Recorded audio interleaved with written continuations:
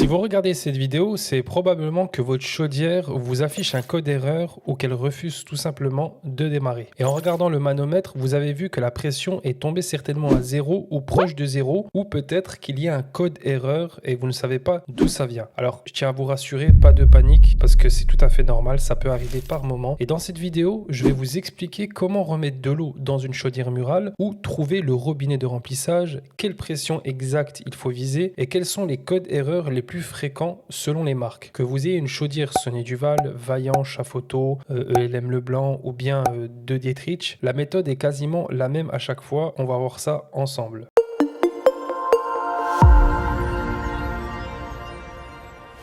Bienvenue sur la chaîne Bleu Rouge Dépannage. Sur cette chaîne, on parle principalement de dépannage sur les chaudières murales. On parle un peu aussi de plomberie. Commençons par comprendre ce qui se passe. Donc, dans cette vidéo, le sujet, en fait, c'est vous expliquer un peu ce problème autour des codes erreurs pour un manque d'eau, manque de pression sur le manomètre. Donc, votre chaudière a besoin d'une certaine pression d'eau dans le circuit du chauffage pour fonctionner normalement. Donc, cette eau, elle circule dans un circuit fermé entre la chaudière et les radiateurs. Et c'est elle qui transforme la chaleur. Si la pression descend en dessous de 1 bar, la chaudière va se mettre en sécurité pour éviter une surchauffe et un dysfonctionnement. Si la chaudière tourne alors qu'elle est censée se mettre en sécurité, ce qui va se passer, c'est que la pompe de circulation va surchauffer et ça peut être très dangereux. Elle peut tomber en panne, la pompe de circulation, et une pompe de circulation, ça coûte entre 250 voire jusqu'à 350 €. Donc il faut éviter la catastrophe. Et c'est pour ça que par sécurité, votre chaudière va s'arrêter. C'est un système de protection automatique. Donc quand ça arrive, vous pouvez voir apparaître un code erreur et il y a différents codes erreurs en fonction des modèles de chaudière et je vais vous en citer quelques-uns ici. Donc par exemple sur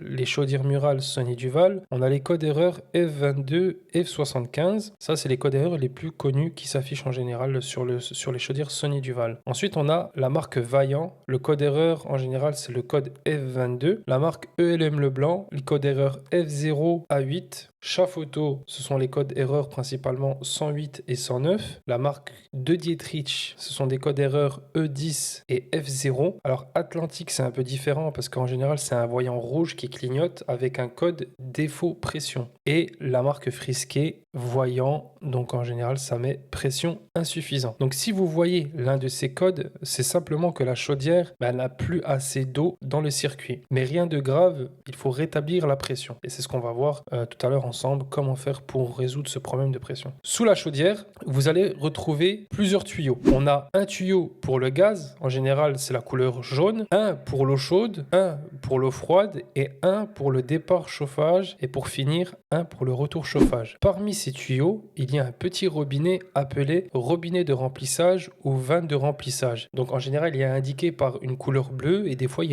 y a un petit icône d'un robinet. Donc ça peut être ici la couleur noire, la couleur grise, ça dépend des modèles de chaudière. Ou parfois même, il n'y a pas de vanne et en fait, c'est juste avec un tournevis plat qu'on pourra ouvrir pour remettre de l'eau ou fermer. Sur certains modèles, il est caché derrière un petit capot en plastique. Donc il faut bien faire attention. Hein. Des fois, vous pensez qu'il n'y a pas de robinet de remplissage alors que si, il y a bien un robinet de remplissage. Il faut juste bien chercher parce que des fois, c'est dans des zones étroites et c'est difficile d'accès. Donc avant de l'ouvrir, regardez votre manomètre. Donc le manomètre, c'est la petite aiguille. En général, c'est indiqué 0, 1, 2, 3 bars. Et les zones, en fait, où il faut mettre de l'eau, c'est indiqué entre 1 et 1,5. En général, vous avez, je dirais, un espèce de camembert vert. Et c'est dans cette zone-là qu'il faut que votre aiguille soit positionnée. Si elle est trop bas, c'est-à-dire en général à partir de 0,8 bars, elle peut se mettre en code défaut. Et à l'inverse, si vous mettez trop d'eau, si elle atteint 2 bars, 2,5 bars, ça peut enclencher la soupape de sécurité. Et donc, du coup, après,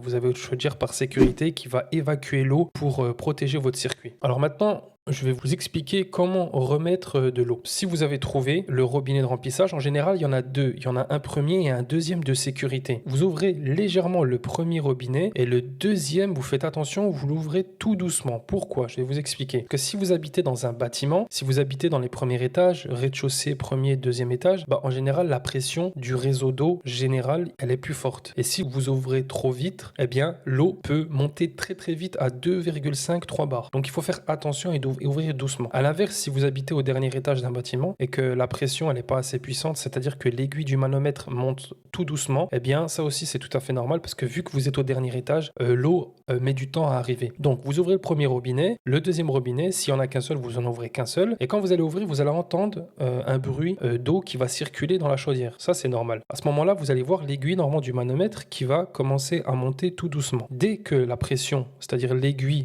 atteint maximum 1,5 bar, vous fermez immédiatement le robinet. Si vous laissez trop longtemps, la pression, elle peut monter jusqu'à 2 bars, voire 2,5 bars. Et si elle atteint 3 bars, en général, la soupape, elle qui est tarée à 3 bars, elle va se déclencher et en fait, il va y avoir une fuite en dessous de votre chaudière et c'est tout à fait normal, tout simplement parce que la soupape de sécurité, qui est un organe de sécurité de la chaudière, je le rappelle, va évacuer l'eau pour protéger votre circuit. Il faut vraiment que ce soit entre 1,5 et 1,2 bar à peu près. Quand la pression est bonne, vous pouvez redémarrer votre chaudière. Une fois que vous avez remis de l'eau, votre manomètre a atteint la valeur qui est bonne, vous redémarrez votre chaudière. Parce que s'il y a un code défaut qui est apparu juste avant, eh bien la chaudière ne peut ne pas démarrer parce qu'il y a toujours le code défaut qui est affiché. Donc, soit vous appuyez sur le bouton reset de la chaudière, si ça ne marche pas, vous éteignez au niveau du tableau électrique. Vous coupez tout complètement. Parfois, en fait, ce qui va se passer, vous allez remarquer que la pression redescend après quelques heures ou voire quelques jours, malgré que vous ayez mis de l'eau. Ça aussi, c'est une chose qui arrive souvent. Dans la plupart du temps, c'est le vase d'expansion qui est soit dégonflé ou dans le pire des cas, et c'est dans de rares cas, la membrane de votre vase d'expansion qui est percée. Ou ça peut être aussi une petite fuite sur le circuit chauffage, par exemple un raccord ou je sais pas moi une vis de purge sur un radiateur qui est mal vissé, donc du coup ça va faire évacuer l'eau du circuit. Et aussi des fois ce qui peut arriver, vous avez des purgeurs automatiques